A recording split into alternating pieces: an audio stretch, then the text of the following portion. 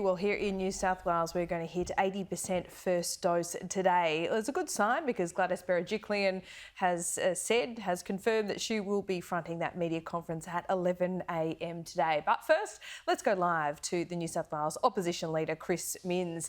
Chris Minns, good to see you. Gladys Berejiklian back before the cameras today. Has she missed anything so far? Well, look, I'm glad she's doing it. The 11 o'clock press conferences every day in New South Wales were really important, not to catch the government out or catch the Premier out in a mistake, but to clearly communicate what the government's plans were over the coming weeks and explain some of these health orders that are very difficult to follow and millions of people rely on and are trying to do the right thing, particularly in Western and South-Western Sydney. We've seen politicians completely surrender to the health advice over the last 18 months or so, but now we've surely got to look particularly in parts of Western Sydney about how this curfew is actually helping and the freedom that still the vaccinated do not have in these lockdown areas.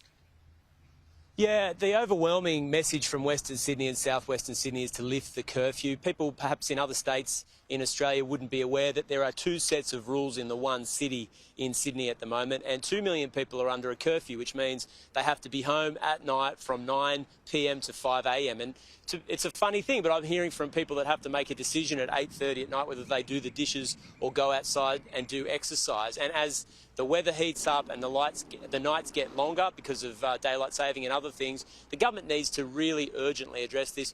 I would suggest they lift the curfew, ease some restrictions on the people that have done the right thing, Laura, listened to their own government's advice and got vaccinated at unprecedented rates. When you're talking about easing some of those restrictions, what exactly are you talking about now?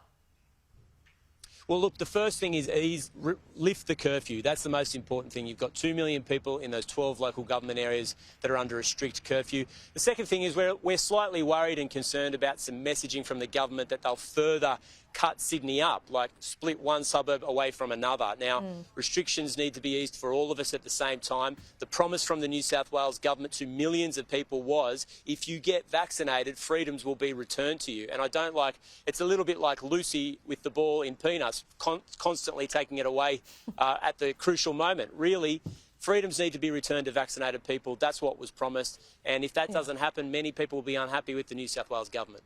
But some of the mayors in Western Sydney were talking about not having this LGA lockdown approach. They were talking about suburb approach. So you're never really going to please anyone here. And do you accept that people still do need to stay in lockdown if case numbers are high, and that will continue maybe into next year?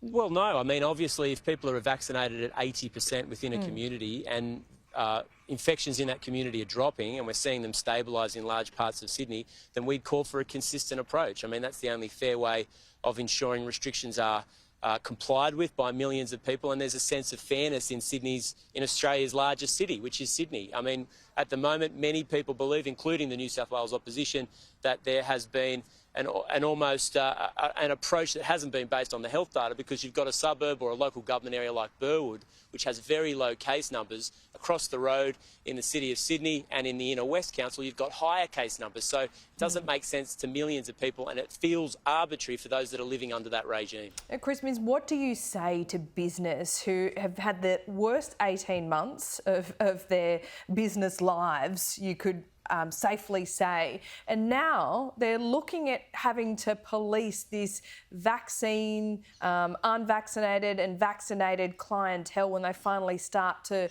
open? Is there a perfect solution about how you police this and what should be done?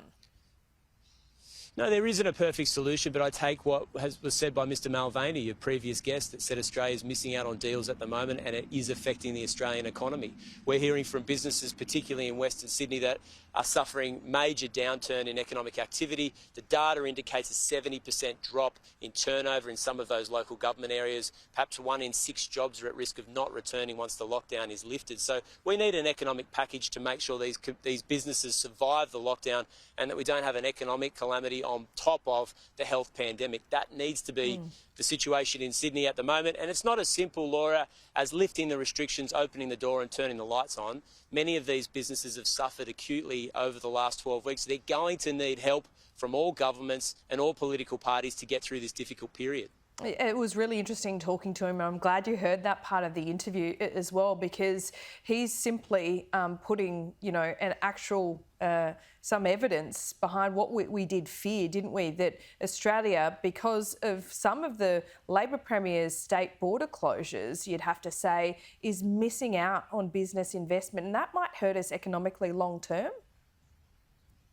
Yeah, look, there's a huge concern about the economic long-term ramifications in Sydney and New South Wales in particular, and I assume all over Australia. The key thing that we really need to focus on is making sure we've got an economic package so that they can open up safely and that they can be made whole. We don't want any jobs lost or any businesses closed because somebody's done the right thing and listened to their own government's health advice. It's crucial. Do you have any influence with your Labor counterparts in other states? I mean, for example, today we have Mark McGowan saying if South Australia opens up to New South Wales when it's 80% vaccinated, WA might close to South Australia. I mean, we're getting into a pretty mad space, aren't we? Well, look, I think the situation in New South Wales is vastly different to Western Australia and other states other than Victoria. We've had 12 weeks of a lockdown. People are really at their last hurdle and at their last nerve, particularly those that have to focus on homeschooling or have got businesses to sustain and run and employ people. So the situation in New South Wales is different. We've said for many weeks now, the Doherty Institute report, which all states signed up to via the National Cabinet, indicates opening up progressively from 70% vaccinations to 80%. I think if you've said to millions of people, go and get vaccinated and freedoms will return, you have to deliver on that promise. That's important for compliance, and it's also important so there's a sense of hope and momentum in New South Wales so that we can get through this very difficult period. Yep, we've got picnics, but we need a little bit more hope than that. Chris Minns, thanks so much for your time as always. Appreciate it. Thanks, Laura.